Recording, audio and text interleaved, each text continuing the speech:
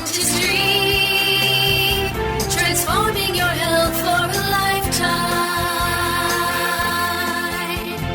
Good morning. You're listening to Complete Health with Dr. Mike Rogers. I'm Adam Owens, sitting in for April Rogers this morning, and I'll be joined shortly by Dr. Rogers to talk about healthy aging. September's Healthy Aging Month, and as our population ages, over 76 million baby boomers over 50, and with the 82 million Generation Xers starting in 2015 having started to hit that same milestone, there's a common vision shared by both groups: to be able to stay active and vibrant as long as possible. But will we be able to do that? Well, joining me this morning to discuss it is Dr. Mike Rogers. Good morning, Dr. Mike. Good morning, Adam. How are you? Very good. How are you this morning? Awesome. So will we be able to, or can we be able to stay active and vibrant as long as possible? The easy answer is yes. The harder answer and more complicated one is we will get to that throughout today's show, I believe, and we'll get it fully answered. So it's kind of a big question, right? It is. It's amorphous and just open-ended. So it sounds like extending our lifespan. Well, haven't we kind of done that? Has an average age risen over the years? And how did they pull that off over the last few decades? Well, the thing is yes, like our lifespans have increased.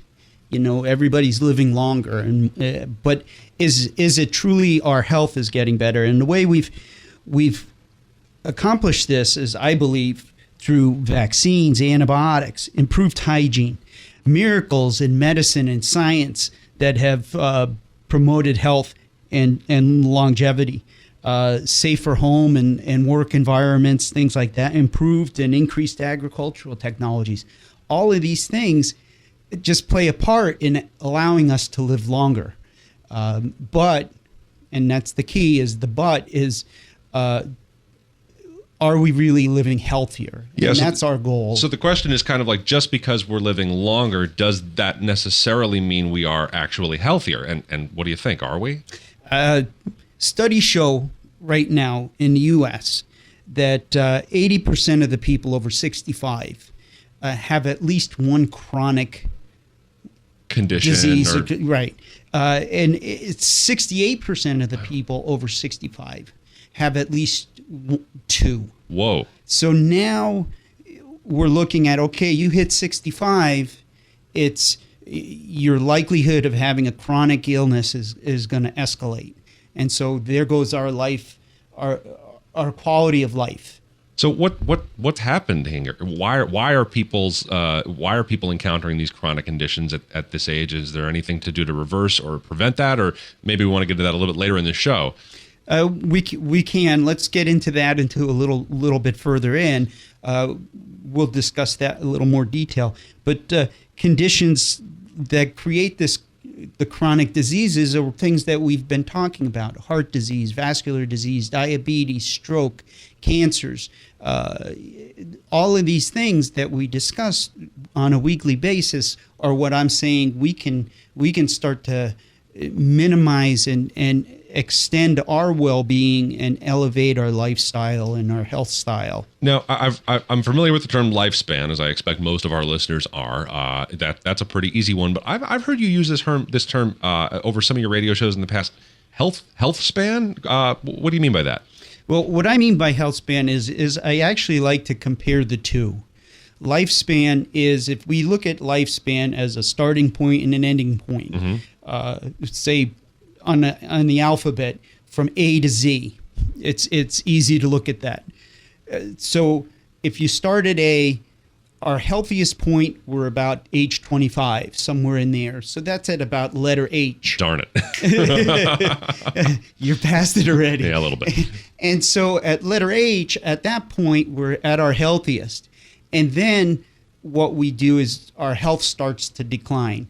The things we do to ourselves, the things we eat, drink, smoke. Little bits at first. So from H to I to J, it's just maybe little things, but right. Over time. And then what happens is the more we stop taking care of ourselves and the slower our metabolism and our health systems start to play a part, and we still think we're 25 without taking care of ourselves, that's where our health changes, and how rapidly we decline changes as well. So from 25 to Z, To Z, yeah. right. from 25 to Z, everybody is different, but our health wanes. So we hit a peak and we decline, whether it's rapid or fast.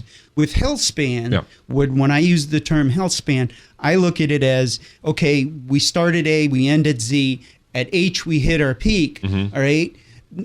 I want to be able to help people stay and keep people at that higher level. Will it be as high as at 25? No, but it may slowly, gradually, so that when you get to X or Y, that's when it all falls off. Instead of falling off, as we talked about at 65, you've got this, here you're at N.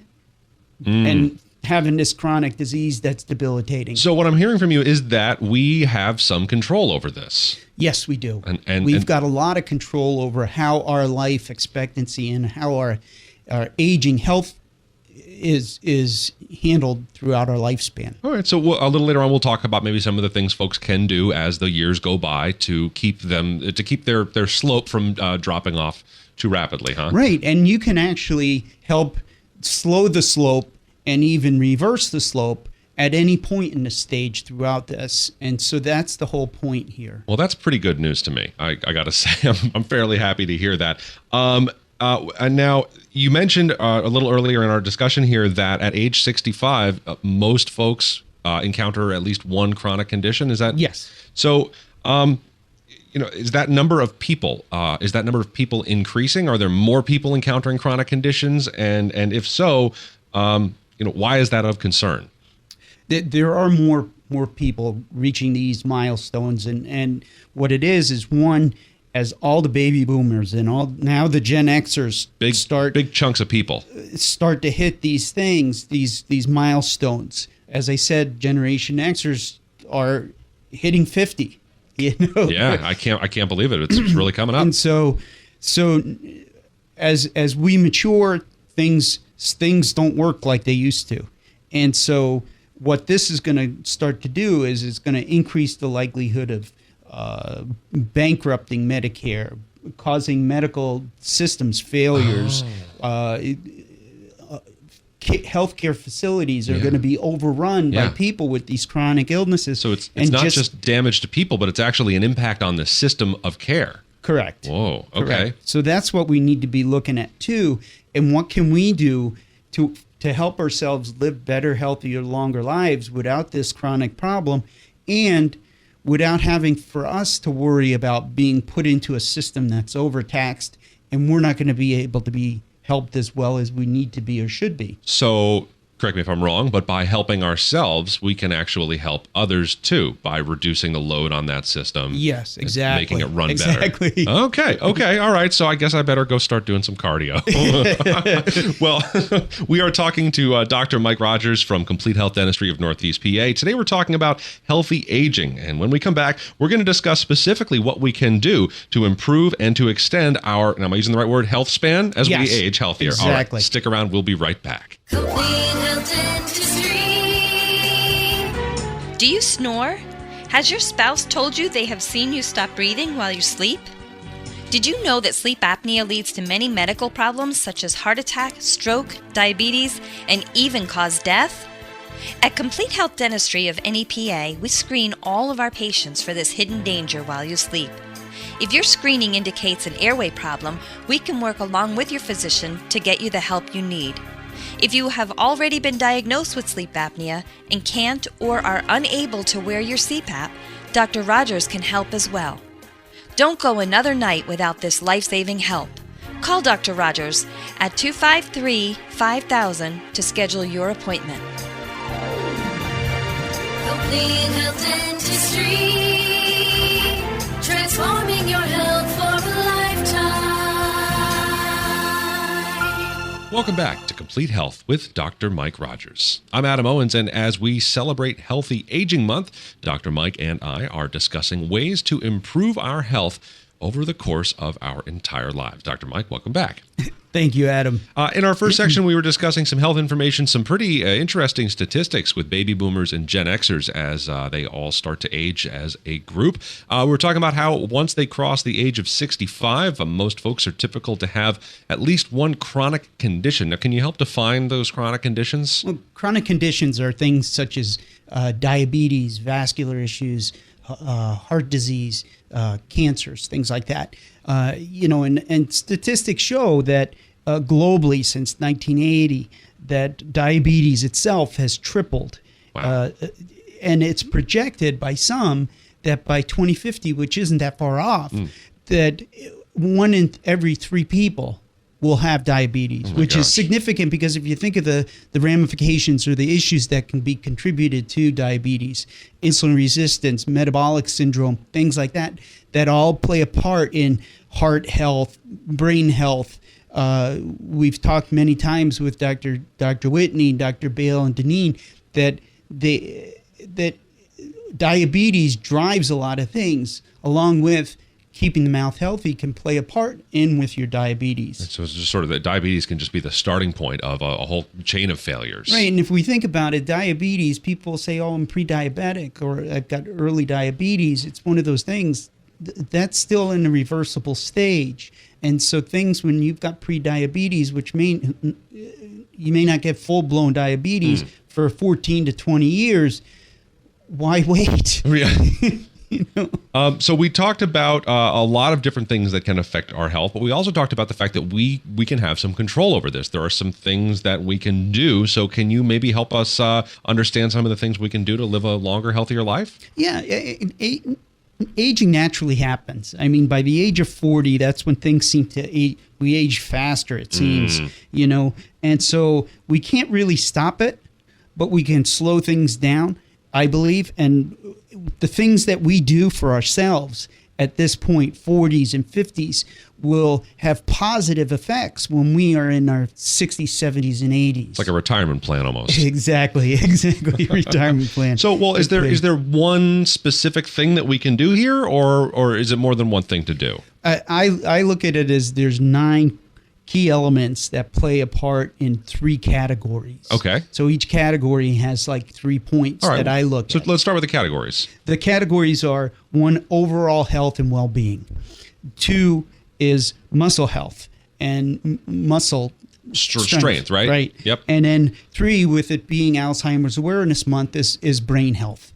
So those are the 3 main categories that I look at, and there's points underneath them. So, well, if it's okay, let's dive into that a little bit. Okay. 1, in overall well-being and health, 1, I look at hydration. Hydration. Our body's 60% of water.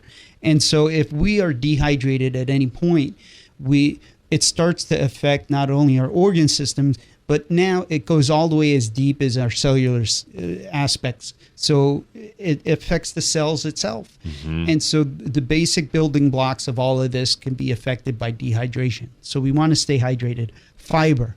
Fiber is a big thing because 1, it helps things flow through us, so to speak, and it cleans things out. Yeah.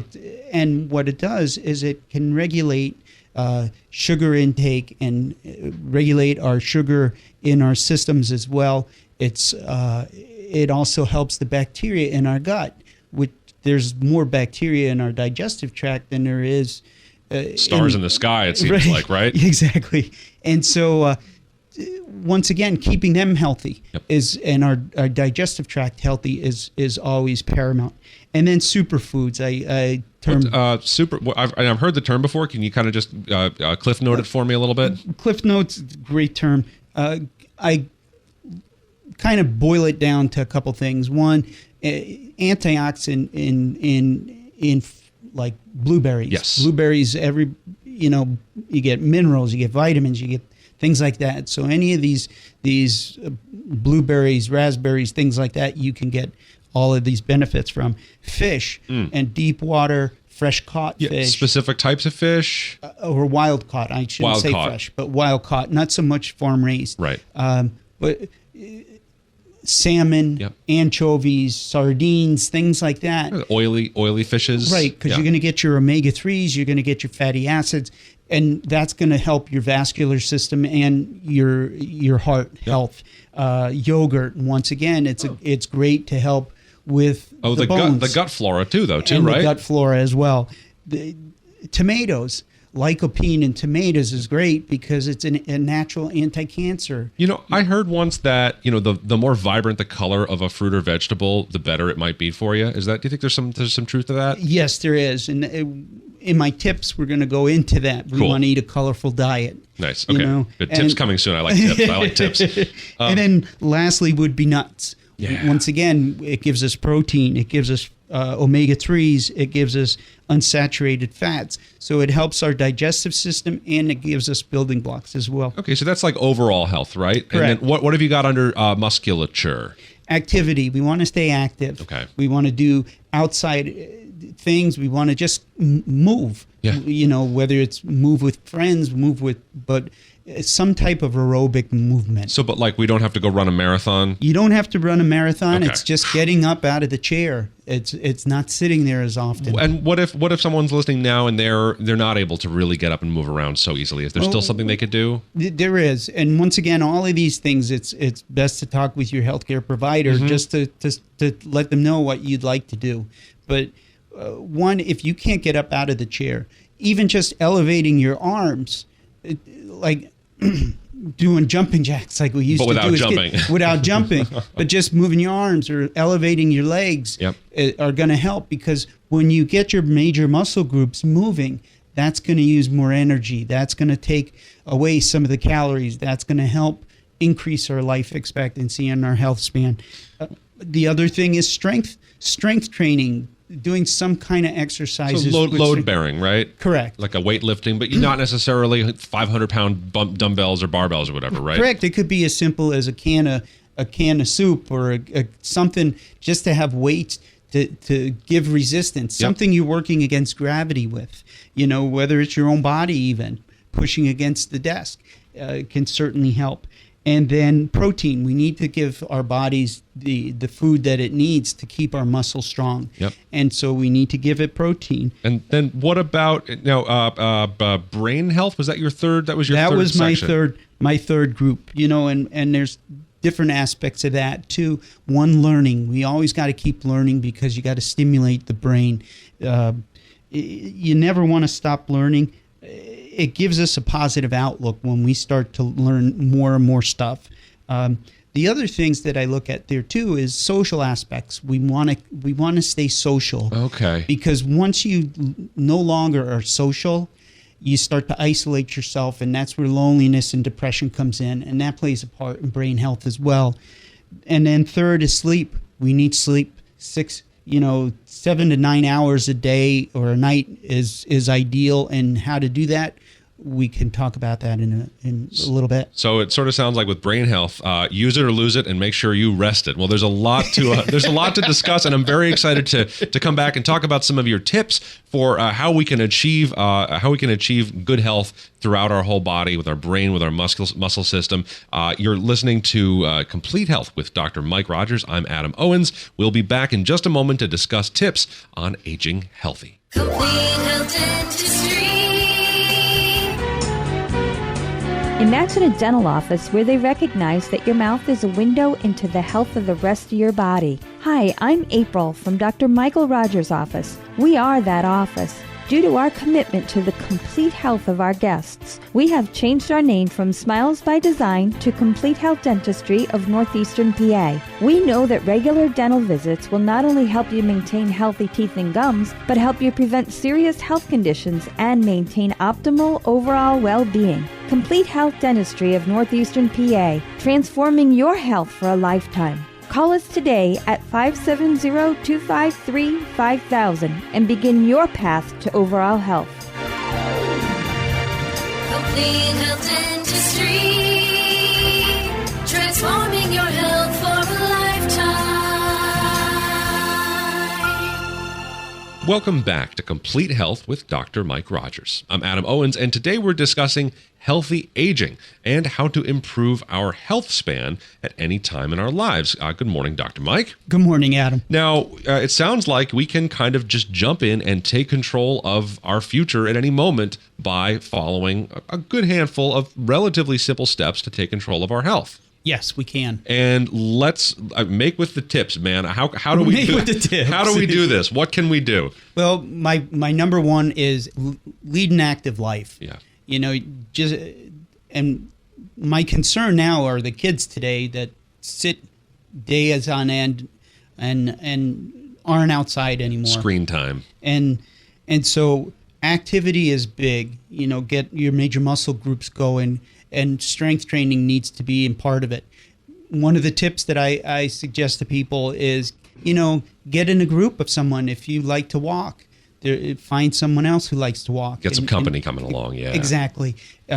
Biking, things like that. You can go to the Y, things like that. They've got all kinds of activities out here that's available for us that is very simple and easy to do. Going it alone can be a little daunting sometimes, and having a group can make it and easier. You don't have to run marathons. You don't have to run all these exercise things or go to the gym or things like that. You can do all of this stuff at home. Just, get started. That's really what it is. Yep. Eat healthy foods. You want Okay.